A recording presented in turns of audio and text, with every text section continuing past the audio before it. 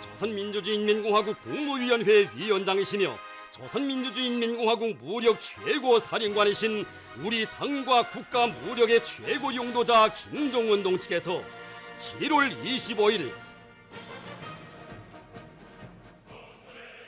What's happening, most esteemed fuckers?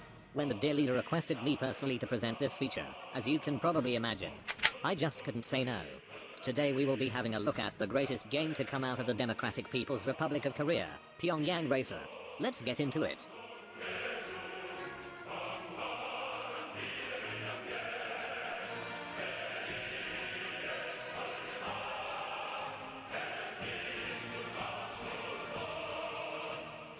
Pyongyang Racer is a driving flash game developed in association with the government-affiliated Koryo Tours, as a marketing tool to promote their tourism services within North Korea, and which attempts to accurately capture the hustle and bustle of downtown Pyongyang.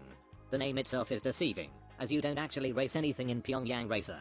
The game is essentially a time trial, tasking the player with driving round a track based on a section of the city as fast as possible, limited only by your own skill and the flash engine the game was made in. Overall, the gameplay is extremely simple, bordering on non-existent.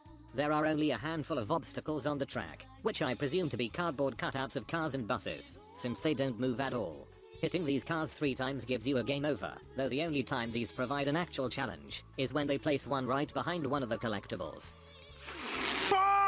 There are 2 types of collectibles: barrels that refill the fuel gauge, and postcards that relate to the many landmarks that pepper this part of Pyongyang, which is a fairly accurate recreation of this part of the city, achieving something that Watch Dogs Legion didn't stop banging on about 8 years later. However, some buildings have been removed so that places can be seen from the road, which the leader had me do this morning.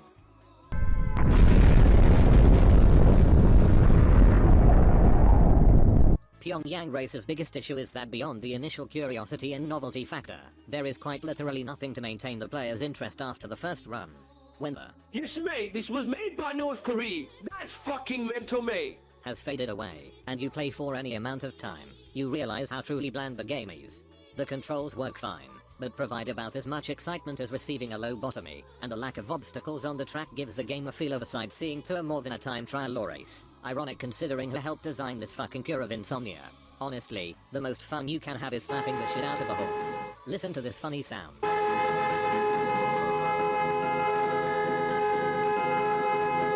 The graphics for Pyongyang Racer are alright, as far as 3D flash games go. The recreation of the city is pretty impressive, with the monuments and important buildings being represented quite nicely, though I guess the 3 generations of punishment the graphic designer would have been punished with would make sure he really tried to nail the details of the ice rink. However, this aspect is negated by a stuttering frame rate, and an issue in which obstacles sometimes blend into the track, unintentionally supplying the little challenge the game has.